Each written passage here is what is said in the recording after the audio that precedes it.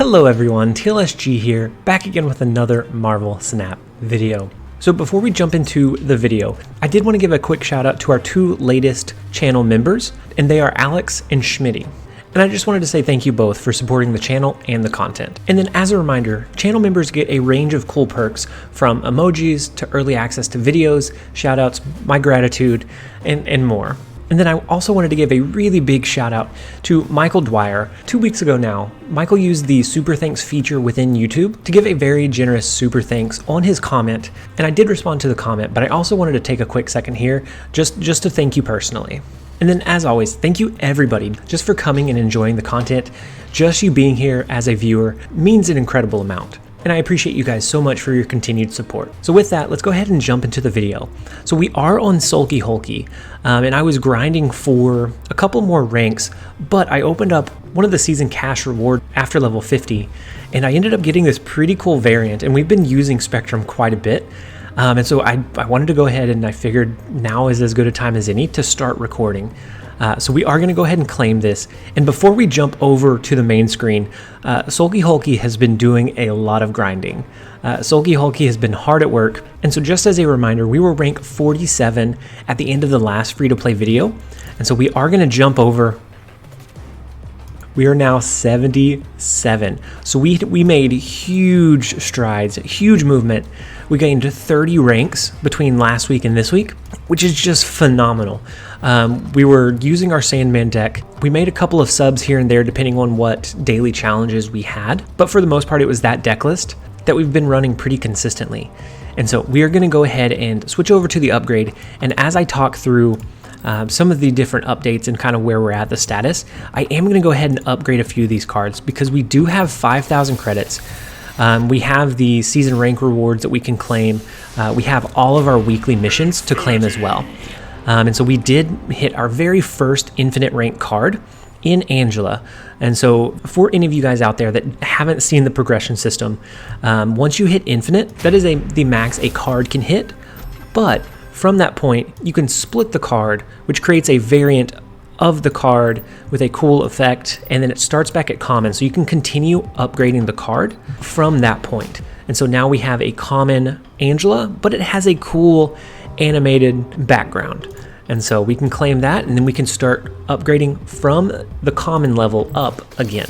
And so whenever I say that we have been grinding pretty hard, we have been grinding incredibly hard. We've been farming out games. We've gained like probably 1,000 boosters, which if it was an average of 5 boosters a game, 1 for each turn or somewhere around there, then that ends up being over 100 games in the last week on this account alone, which is, I may have a problem, but we did make some very, very good movement and some very good progress. And so at the end of the last episode, as I said, we ended at rank 47.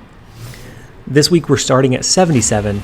I don't think we're going to hit infinite. I'm going to try to hit 80 or 90 before the end of the season. That way we can get those rank rewards. Rank 80 gives you 500 credits, and then rank 90 gives you 500 gold, which we can then, of course, spend and turn into more credits. So at the end of the last video, we ended at 4,200 credits. At the start of this one, we were at 5,000, but we also had all of our weekly challenges left to claim. But because we have so many boosters that we farmed, we finally got to a point where we have a lot of boosters and we're able to really use the credits that we earned. I think we're going to end lower than what we had at the start of last week's free-to-play episode. Because we did do a fair amount more grinding, we have plenty of boosters that we're going to be able to utilize. And then last week, the last kind of update that we have before pulling any cards, I guess there's 2. We had 650 gold, which that's what we're still currently at, is 650 gold. But once we claim our weekly challenges, we'll gain a little bit there. And then if we can hit 90, then we'll have a huge influx of gold as well. And then the last update for between last week and now is at our collection log. We ended last week at collection log level 349. And we've already made some pretty good progress. We had to spend some credits in the middle of the week to keep away from that 5,000 credit cap. We're already at collection log level 450. So we are going to be breaking into pool 3 here, and I haven't fully decided whether I want to lean in and use any cards from pool 3, or if maybe this week we finish off a pool 2 deck now that we have access to the entire pool 2 collection, and then we can kind of go from there. With that being said, I am going to go ahead and spend all of my credits really quickly. We'll come back and we'll claim the weekly rewards. Actually, I think I've spent enough. We'll claim the weekly rewards now, and I do have a season pass variant unlock, which I'll show that in just a second, but I'm not going to claim that until after I pull all my new cards, because I want it to have a chance to hit that new card instead of just the cards that I currently have unlocked. I want to give it some potential upside to hit one of maybe the pool 3 cards that I pull. And so we are claiming all of our weekly rewards, all 5 of them. We are back up to 4,425 credits, which is massive, almost 4,500. We do still, actually, we'll go ahead and claim it. We have the avatar from reaching rank 70, and then we have the 300 credits from hitting diamond rank. And so we are almost up to cap again, but we have plenty of boosters. And so we are going to go ahead, and that gave us a couple more season caches. And so we got the variant after this last one. And these are free, so you don't have to purchase the season pass to be able to have access to these, but you can get some pretty cool things like 200 credits. You can get gold, you can get boosters, you can get variants, which is probably the coolest thing for me that I was able to pull. And then we do have one card variant here that we are able to pull, but like I said, we're going to wait until we finish spending these credits. So I'm going to spend these, I'm going to see what collection log level we get to. I think it's going to be probably 550, somewhere around there, which is going to be pretty decently into pool 3 already. We're going to be able to pull quite a few cards from that early pool 3 collection. And so I'm going to go ahead and spin the boosters, and then I will be right back. All right, so that took a long time, but that is beautiful. We are completely out of credits. We were able to use absolutely all of our credits. We still have cards left to unlock, albeit not as many boosters as we had before. It's a couple hundred still though. So we definitely have some pretty decent room once we get credits back to continue progressing. I don't think we're going to hit that booster limitation because we put in quite a bit of grind time in this past week. But from collection log level 349 all the way up to 563. And so we are going to claim just a few cards. After a certain point, the mystery card turns into a cache or a reserve. And at that point, it's not a guaranteed card. It just has the chance to be a card pool.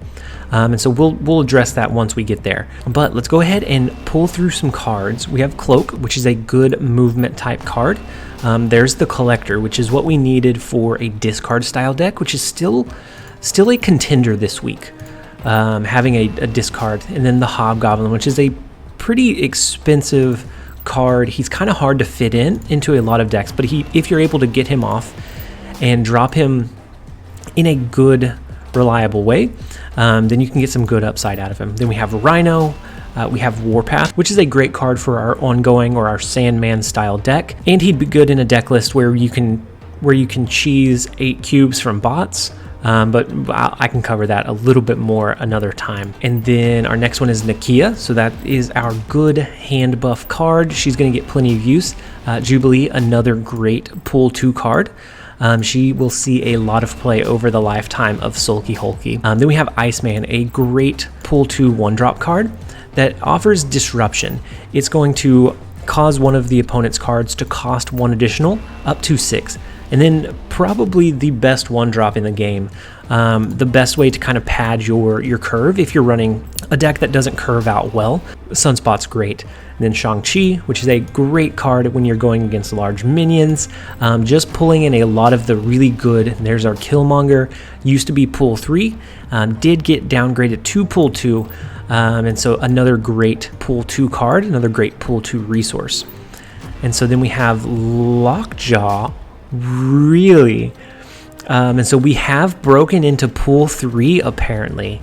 Lockjaw being a pretty cool card, albeit he can be unreliable, because whenever you play a card into a Lockjaw lane, he's going to send that card back into your deck. It's going to pull a random other card from your deck out onto the board. And so this is great with like Jubilee to avoid the downside of having Jubilee a 1 power card on the board. But Lockjaw is a pretty good card for one of our first pool 3 cards. And we still have 9 slots to go. One of them is a guaranteed mystery card here, which is... Guys, I just recently unlocked Invisible Woman on the main account in collection log level like 3,500, and we have Invisible Woman now at level 498. We're gonna go ahead and pull our collector's caches. We have 8 of them to unlock and open, and so it's gonna be a range of credits, gold, variants, avatars, and cards, all kind of mixed up together. And so you can get a pretty wide range of things once you get to this point. Guys, what is this luck? Beast is a card that I unlocked in probably the last 8 cards of my collection on my main account. I pulled Beast, and now we have him super early. He's going to get a lot of use. And so and then we get Goose too. What? We have all of the makings of the original Sandman deck that we ran. I know that we built it last week, so we're not going to do it this week, but just... And then we have Ghost Rider, which is, even after the nerf, is a pretty solid resource. You can use Lady Sif to guarantee get discard and Infinite. You can bring it back with your Ghost Rider. Just huge play potential. Just absolutely nuts. And then we get Gold, which is okay. We had a pretty good streak of getting cards, so I am okay. And then we get Crystal, which is hard to use. Crystal, you have to play her in the middle location, and she'll shuffle your hand into your deck, and then you draw 3 cards. She's hard to utilize, but in certain niche scenarios, I think we could find uses for her. We got a lot of really good resources here, guys. A lot of good resources. So I'm thinking maybe we do a Beast Collector build. That's not something that we've done on our main account, and it'd be a Beast only and then pull 2 cards otherwise. And then we are going to pull our variant and see what it hits. So let's go ahead and pull the random variant. It hits the Thing, which is unfortunate. Because the Thing is a card that doesn't get a lot of use. He doesn't have an ability. The only like true use for him is maybe in a like Patriot Mystique style deck, and even then it's pretty rare. It's a free variant, so I will take it. I am going to go ahead and jump into a deck draft, then I'll be back with a build. But I do want to ask you guys a question. So now that we are in pool 3, would you guys want me to stay focused on like pool 2 only type content? So pool 1, pool 2 only cards, or do you want me to use like 1 pool 3 card and then build the rest with pool 2 units? That way, let's say your first pool was Beast, or your first pool was Invisible Woman. How can you utilize her? Let me know in the comment section which way you guys would prefer, because as we get into pool 3, the later we get, the higher power, the better units we're going to have, and then it just kind of starts running away from there. I am going to go ahead and jump into the deck draft, but let me know what you guys think and what you guys would want to see. All right, so we did end up drafting a deck, and we decided to go ahead and use our Beast. He helps elevate some of our cards in allowing us to pull in and buff up the collector. He allows us to redrop some of our cheaper 1-drop cards to increase the upside from them, but honestly, he's not absolutely necessary in this list. You could sub out Beast for a Mantis, you could sub it out for a Sunspot, and still do pretty decently with this deck list. But since we've pulled him for this week, we are going to go ahead and use him. If you guys decide that you don't want me to use the pool 3 cards we pull, then we'll focus on some pool 2 style builds. But for now, I think I'm going to use like 1 or 2 pool 3 card as we pull it, and then the rest of the build do a cheaper low to the ground build, so that's a little more accessible than some builds that we do on my main account. And so running through the deck list really quickly, our large cards, or our cards that are typically going to get the largest throughout the game, our Collector. So whenever a card enters your hand from anywhere except for your deck, this gets +2 power. So if we use an Agent 13, that's going to get buffed up. If we use a Sentinel, that creates a Sentinel replacement in our hand, Collector will get buffed up. Beast will pull cards into our hand from the board. Each of those that we pull in will buff the collector. We have Moon Girl, which in our last deck list, Moon Girl felt a little bit too expensive, but with this one and really emphasizing on the Devil Dino and the collector power, Moon Girl is going to get played a lot more often, and because of that, we did drop the curve of our overall deck list, so that by the time we can drop her on 4 or 5, we should only have a handful of cards, and then we can duplicate those cards so that we can get the full upside from her. We have Devil Dino that typically by the end of the game, in theory, we should have between 5 and 7 cards left in our hand. So this would be anywhere from a 10 to a 14 power card, which is really, really competitive as long as you don't run into a rogue or an enchantress. We have Angela. So Angela is going to shine even more than she normally does from this deck list. So whenever we have both Angela and Beast, we can drop Angela, we can buff her up with a couple of 1-drop cards, we can cap out the lane with Beast, which will pull Angela back into her hand, it'll pull those low-cost cards back into her hand, and then Angela's going to be able to get buffed up even further than she normally would. We have Bishop, which Bishop, whenever you play a card, this gains +1 power, which is going to be perfect for this kind of low mana curve style deck, and the fact that we can pull our cards back into our hand. And with Beast, once you return them to your hand, they cost 1 less. So all of our 1-drop cards are going to be free. Most of our other cards are only going to cost 1 energy. And so then we're going to be able to spam out a lot of cards onto the board to continually trigger our Bishop to buff. And so running through the rest of the deck list, we have our card generators in Agent 13. On reveal, she adds a random card to your hand. We have Cable, who on reveal will put the bottom card of your opponent's deck into your hand. We have Sentinel, who on reveal is going to add another Sentinel to your hand. And then finally we have Moon Girl, who is going to duplicate all of the cards in our hand. And looking at what makes up the rest of the build, we have a lot of really low cost cards. So we have Iceman, who is going to on reveal give a random card in your opponent's hand +1 cost. Since we can drop this a couple of times, it's going to kind of disrupt the opponent's flow. So if they are really playing a strict mana curve, so let's say they have Iron Man, which you would typically want to drop either on 5, maybe 6, but that's going to make sure that they can't drop anything else alongside it. And then we have Rocket Raccoon, which Rocket Raccoon offers a pretty cool utility with Beast in that his on reveal, if we hit it, it will make him a 1-cost 4-power card. If we drop him again, he retains that 4-power buff. Once we pull him back in with Falcon, he retains that buff, and he can potentially get buffed up again to a 6-power 1-drop, which is phenomenal for a 1-cost card, even if you have to drop him a couple of times. And then the last card that we haven't talked about is Chavez. Chavez is here as an okay turn 6 play, but primarily she is going to be here to help make the rest of our draws consistent. With this deck list, the sooner you draw into the collector, the better your overall game is going to be. And so if we can draw into the collector early, perfect. We can buff him up throughout the rest of the game, whereas if you draw into him on turn 6, it's often a dead draw. You don't really want to see the collector as the card you draw in on 6, and so Chavez will kind of help give us some of our key resources a little bit earlier. But that is the rundown of the deck list. I think this one is going to be pretty solid. It won't necessarily be great for cheesing computer opponents, but hopefully we'll be able to go up against more humans. Now that we're getting higher in rank, we have went up against a couple of current infinite rank players, which is always fun to see. But if we can do that more often, I think a deck list like this will be able to be fairly competitive, and I think it should be pretty consistent overall. So with that being said, we are going to go ahead and jump into a few games. I hope you guys enjoy. All right, so first up we have PP Master. We are going to go ahead and drop our Agent 13 just to generate a random card. It's not going to this turn because of Lemuria, but after this turn it will flip, it'll do the on reveal.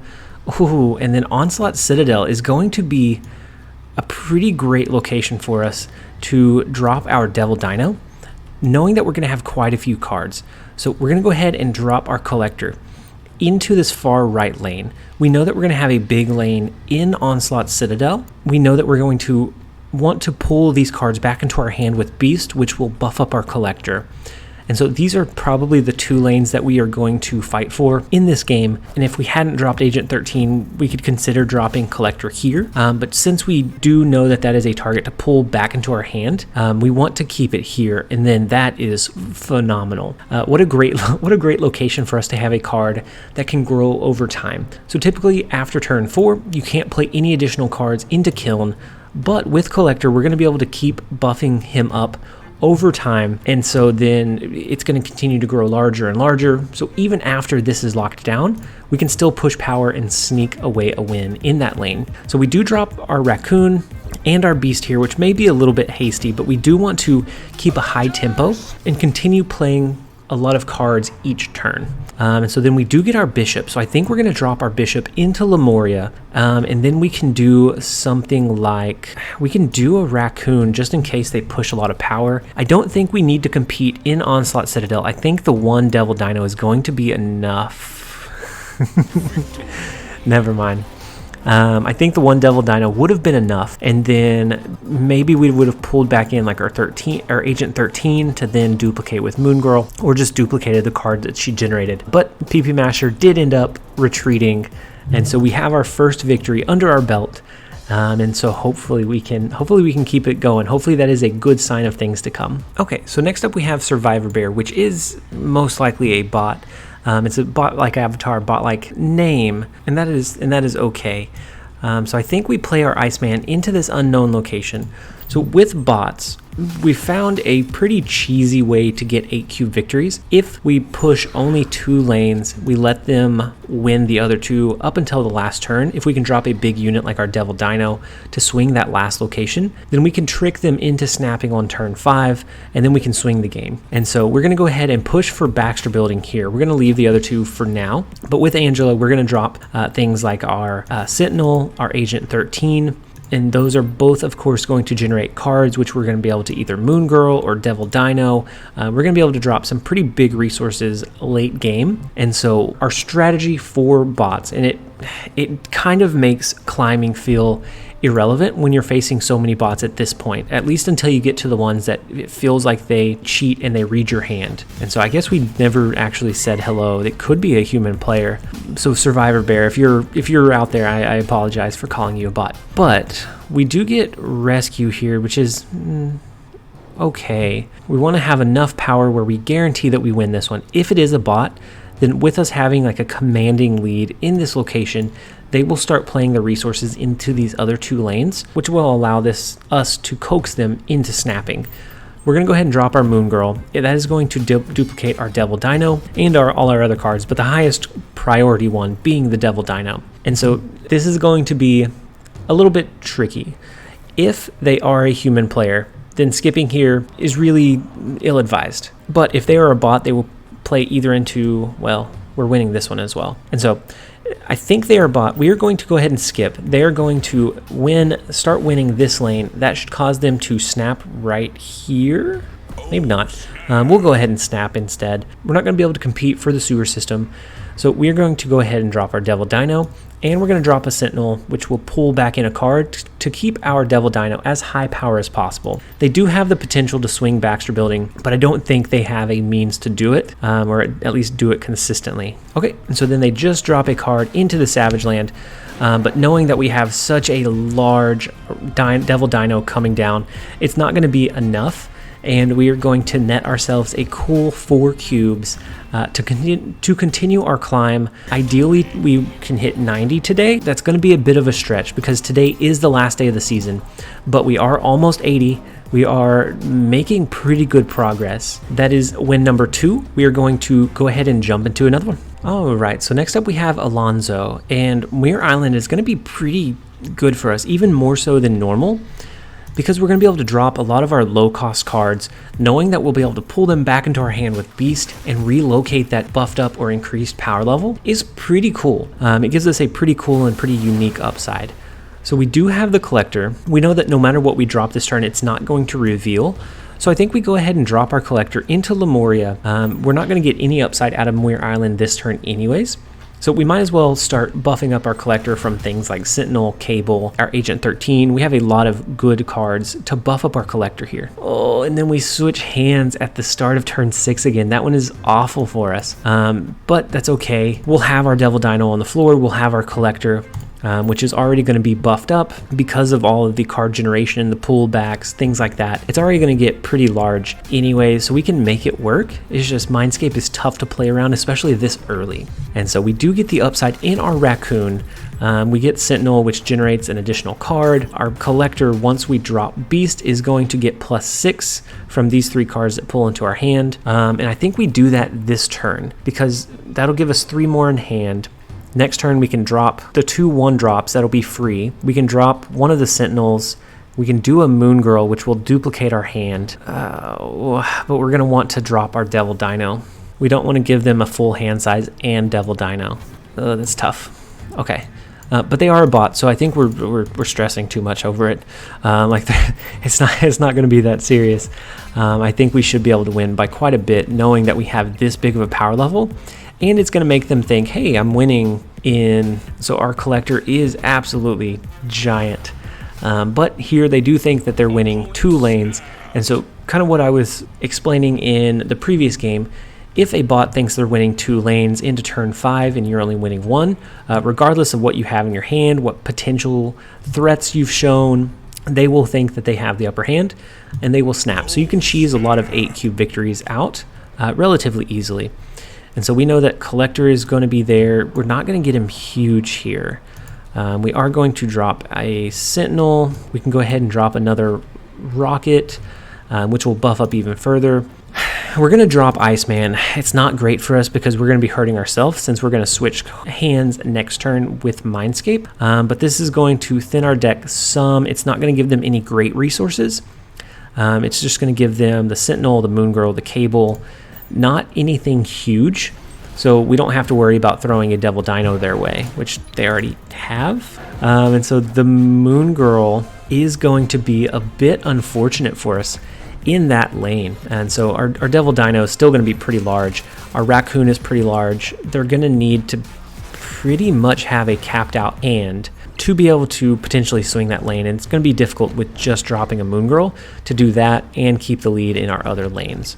And so they give us a Hulk, which is not bad. They give us Odin, which is not great. We could drop 5, 6, 7, 8 power in our Deathlock. But I think we just simply drop the Hulk. We know that nothing in our deck or nothing that we gave them is going to be a flat 11 power. And so they're going to have to swing a lot of lanes. I don't think they can do it. They have a Moon Girl. And so with a bot, just like they will snap when they think they're ahead in 2 lanes or they are ahead in 2 lanes, regardless of what you have in hand, if they are losing and they don't have a way to swing any of those lanes, they don't have a way to potentially win, they will retreat as well if you've already snapped. So playing against so many bots, we've started to recognize some of the patterns. And it's made climbing really easy, but it also feels like it has diminished how good that feels. We don't feel as rewarded as climbing against human players and really earning those cubes. But when we're facing 90% bots, you're going to start identifying some patterns.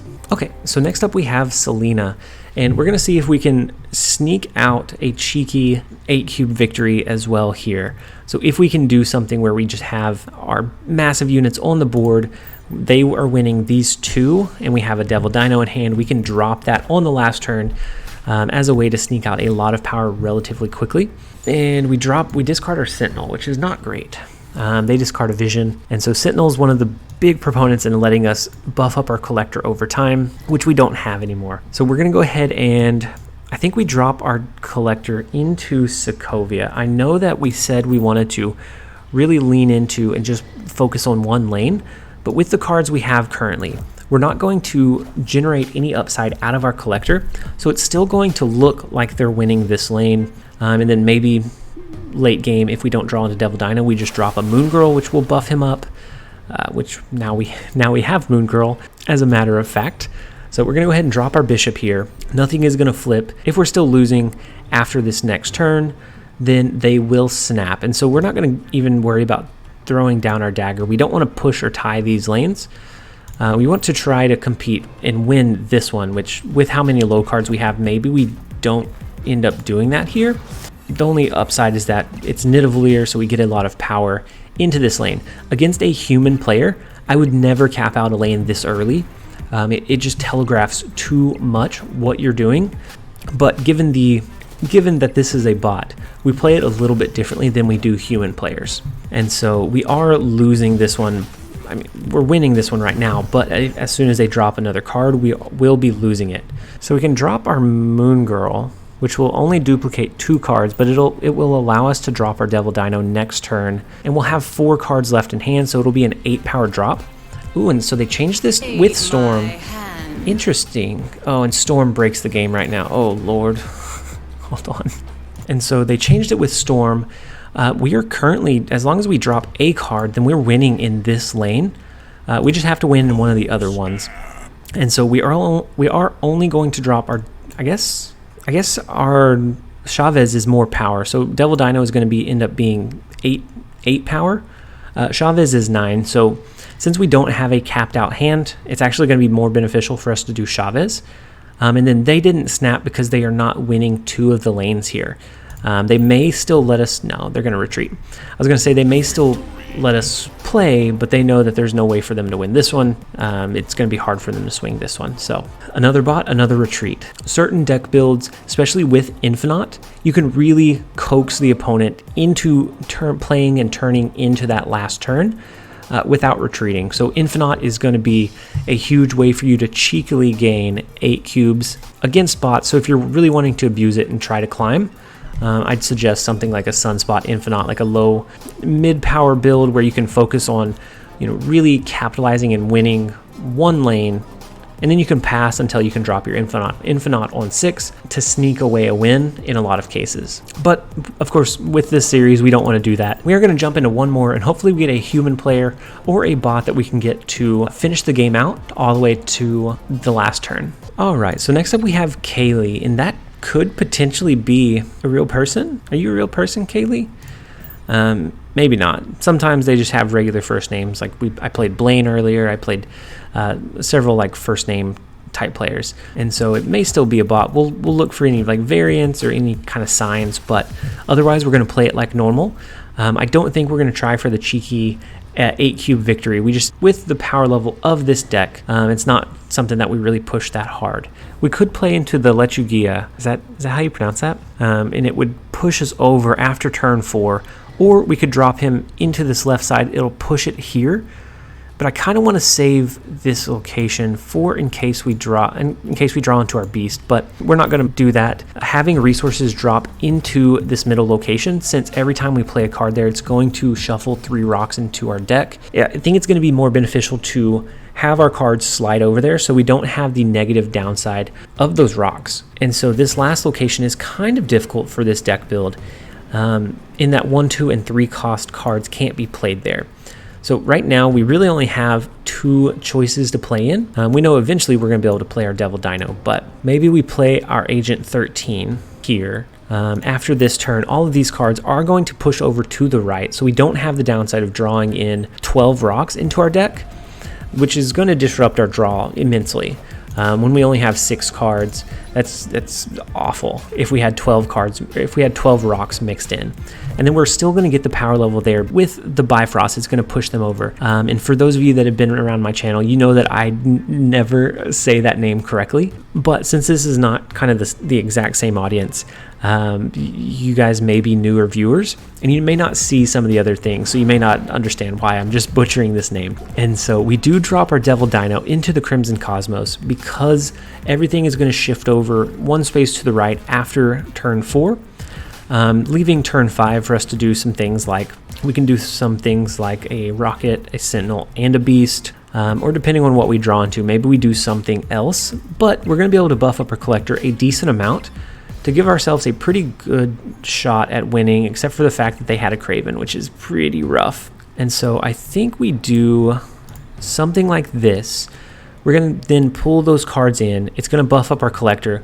We can then drop at least Sentinel and Raccoon, and then we can drop a Moon Girl to cap it off, to buff up our Devil Dino, to buff up our Collector. We have a good amount of upside that we get from this play, and their Craven is really, really large, so that's pretty intimidating that they have a 14 power Craven, which is the benefit of the Bifrost and knowing that almost an entire lane of cards is going to shift, it's huge. So then they drop Electra and Khazar. Our Rocket does buff up. We are going to be able to drop a card into the Lechugia. I think that's how you say it. I don't know. If it's the L's instead of the Y sound, let me know. But we're going to buff up our collector a decent amount here. Is it going to be enough though? So we have 5, we need 7 more. So if we can do something like, this would give Rocket a chance to be buffed up. This would give it 3, which is 18. So then we're going to need 4 or more. And so when we drop this, Sentinel will have duplicated a card into our hand. For 2, this is going to duplicate 3 more. So we should have upside here, here, and probably here. Because if they drop a resource, it's going to have to be 4 or more, leaving only 2 energy to drop here, and knowing that we're going to have about 10 power pushed into the Bifrost. I think we win these 2, depending on where they drop resources. I think we win mid, and we're going to go ahead and snap back. I think we win mid, and then either left if they invested here, or mid and then right if they invested here. So let's go ahead and lock that in. Let's see if, I don't know if this is a bot. I don't remember if they snapped this turn or not. Let's see if we can get the 8 cubes. Ooh, so they have a Mr. Fantastic to push 2 additional power there. I don't think it's quite enough to win that lane with the Sentinel, with the Moon Girl, and I don't think it's enough for them to win the left lane. I think we're going to end up doing a clean sweep with our Beast Collector Moon Girl combo here. And so we do have the left and the right one locked down. The middle location is going to come in as a win as well. So we do go with the entire clean sweep of Haley bot, I think. I'm fairly certain with this style of deck, it's typically a bot, but we were able to get 8 more cubes. That pushes us just almost to 80, and part of me wants to go ahead and push for it on this video, but I know that these typically run on the longer side, and I don't want to take up more time if we're not getting anything, if you guys are not getting any benefit out of the additional gameplay. And so just know that this is the last 23 hours of this season, so if we hit Omega, Galactic, or Infinite, know that before we claim those prizes, we will pop in for a quick video as we claim them and let you guys know what rank we ended up at, but that will be in the next free-to-play video. And so with that last one out of the way, we are going to go ahead and end the video here. We made some great progress in our collection. We jumped over 200 levels between last week and this week, just because we finally grinded out enough boosters to use all of the credits that we had stored up. And so next week won't be as massive of a jump, but still we have broken into pool 3. We have some pretty good resources, some pretty good units already. We got pretty fortunate in our first couple of draws from pool 3. Now all it's going to take is just a little bit of grinding. We'll finish out this season and then we'll start fresh 30 levels from wherever we end this season. We'll start at that point to pick up the brand new season, which I think is going to be a She-Hulk. That's my theory, but we don't know that for sure. They haven't confirmed anything. So we are going to go ahead and end the video here. I hope you guys enjoyed it. If you did, make sure to leave a like on the video, a comment down below. It helps me know that you're enjoying the content, and I enjoy seeing what you guys think and interacting with you guys. So once again, as always, thank you guys for being here. Thank you guys for enjoying the content and just coming back video after video. And so I am going to go ahead and end it here. This has been TLSG. Later, guys.